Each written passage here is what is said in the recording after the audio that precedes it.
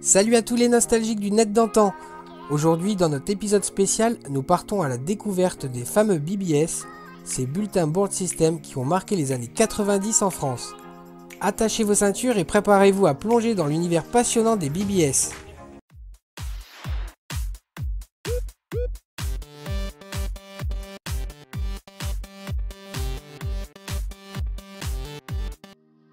Mais d'abord, qu'est-ce qu'un BBS ? Eh bien, c'est un système en ligne qui permettait aux utilisateurs de se connecter à partir de leur ordinateur et d'échanger des messages, de télécharger des fichiers, de jouer à des jeux et bien plus encore. Le tout à une époque où Internet était encore balbutiant. Les BBS étaient un peu comme des oasis numériques, des endroits où les passionnés d'informatique et les curieux pouvaient se retrouver pour discuter de leurs intérêts communs.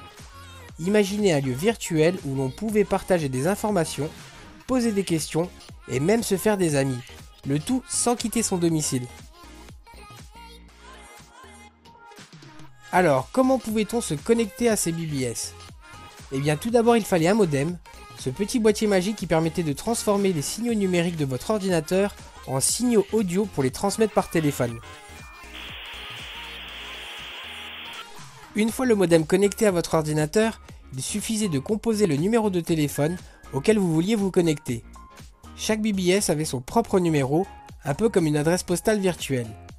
Certains BBS étaient ouverts 24 heures sur 24, tandis que d'autres n'étaient accessibles que pendant certaines plages horaires. Mais que pouvait-on trouver sur ces BBS ?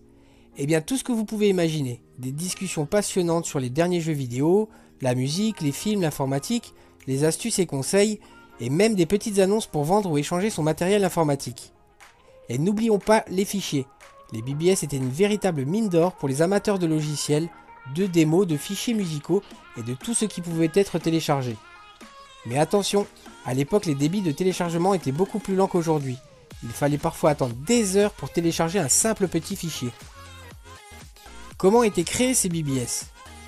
Eh bien la plupart étaient basés sur des logiciels spécialisés, tels que Wildcat, PCboard ou Renegade.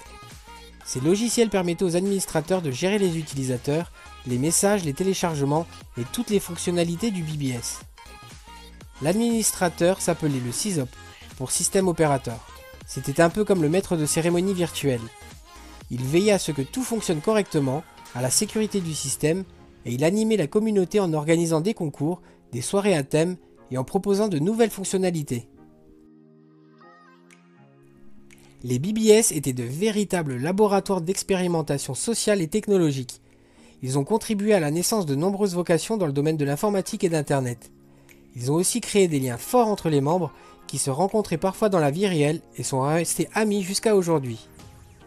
Les BBS ont ouvert la voie à l'émergence des communautés en ligne, de forums et de réseaux sociaux que nous connaissons aujourd'hui. Mais malgré les avancées technologiques, il y a quelque chose de magique dans l'esprit des BBS des années 90. Alors comment ne pas se remémorer avec nostalgie ces moments où l'on se connectait, le cœur rempli d'excitation à notre BBS préféré. Les rencontres virtuelles, les échanges passionnés, les découvertes incroyables, les BBS ont marqué une génération et ont créé des liens durables entre les passionnés d'informatique.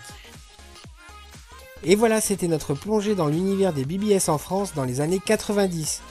J'espère que vous avez apprécié ce voyage nostalgique et que cela vous a rappelé de bons souvenirs.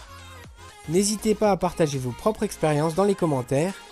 Et si vous avez aimé cette vidéo, laissez-moi un pouce levé et abonnez-vous à notre chaîne pour ne rien manquer.